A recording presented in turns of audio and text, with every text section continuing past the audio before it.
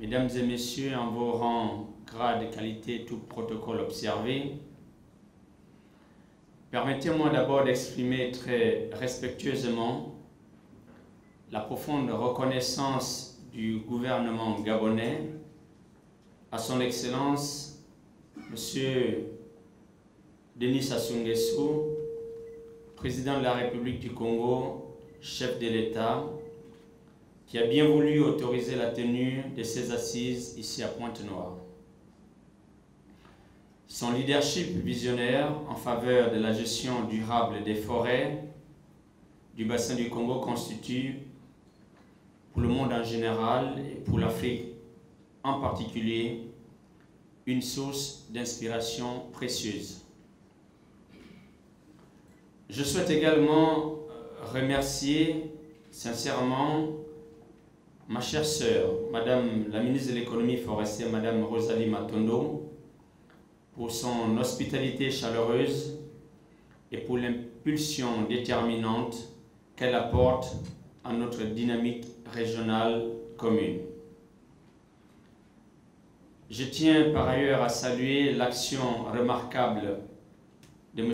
Hervé Maïdou, secrétaire exécutif de la Comifac, dont le rôle est essentiel à la coordination efficace de nos politiques forestières régionales. Je remercie aussi Madame la directrice de l'AITBT, Françoise Van de Ven, pour son engagement technique constant et déterminant en faveur d'une filière bois durable et promoteuse, ainsi que pour l'excellente organisation de ce forum stratégique. Enfin, à vous tous ici présents, je tiens à saluer votre mobilisation, reflet clair de notre intérêt collectif pour la construction d'un marché intérieur du bois solide, structuré et inclusif. Distingués invités, mesdames et messieurs, la rencontre de Restwood 2025, dont je salue vivement le retour après plusieurs années, intervient à un moment où la filière forêt-bois dans notre sous-région est engagée dans une dynamique décisive.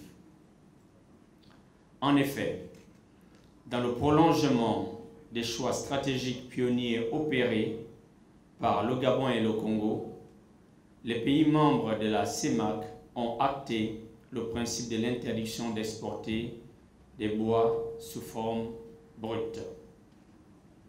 Cette décision traduit une volonté politique régionale forte, celle de placer la transformation locale de nos ressources naturelles au cœur de nos stratégies communes de développement économique et environnemental. C'est une stratégie qui place la chaîne de valeur forêt-bois au cœur de nos priorités.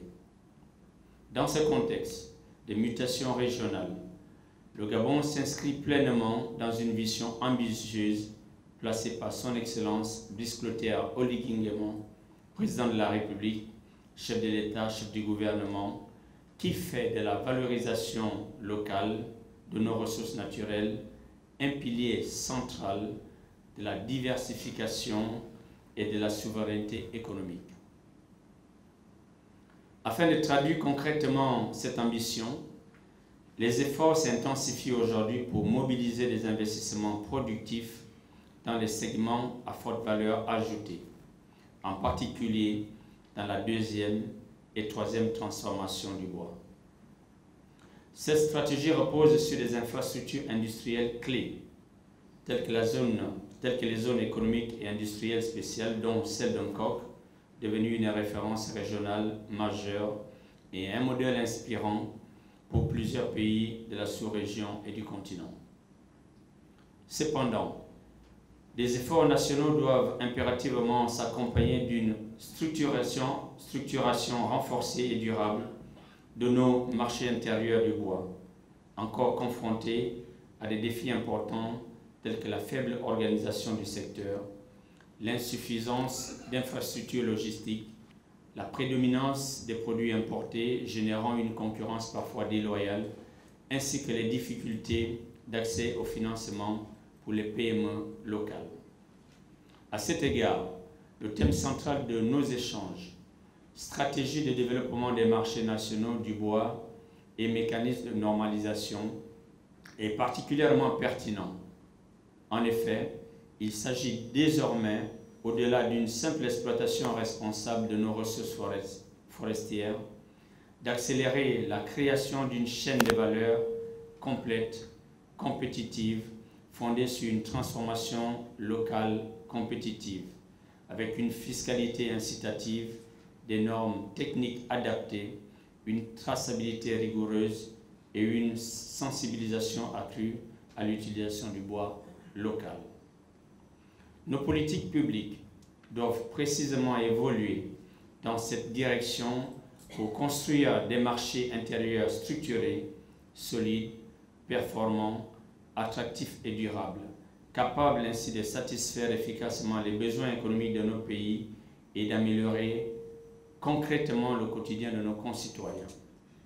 Distingués invités, mesdames et messieurs, les enjeux qui nous réunissent nécessitent plus que jamais une mobilisation active, forte, une mobilisation collective. C'est pourquoi le Gabon réaffirme ici son engagement à œuvrer étroitement avec les pays membres de la CEMAC, la COMIFA, la TIBT, ainsi qu'avec l'ensemble de nos partenaires techniques et institutionnels, afin de réussir cette transition stratégique majeure, indispensable à notre avenir commun. Cet engagement régional s'incarne également dans l'axe 2 de la feuille de route 2023-2025 du partenariat pour les forêts du bassin du Congo, PFBC, co-facilité depuis 2023 par le Gabon et la France. Cet axe est spécifiquement dédié à l'aménagement du territoire et aux chaînes de valeur durables. L'atelier régional sur les chaînes de valeur durables, organisé en décembre 2024 à Douala, au Cameroun, a mis en lumière l'importance d'une gouvernance partagée, des normes harmonisées, d'un accès renforcé au financement pour les PME et des mécanismes incitatifs en faveur d'une transformation locale compétitive. Aussi, je forme le vœu sincère que nos échanges posent les fondations d'une filière forêt-bois dynamique, moteur de croissance inclusive, de prospérité économique durable et modèle en matière de responsabilité environnementale au bénéfice de toute notre sous-région. Je vous remercie.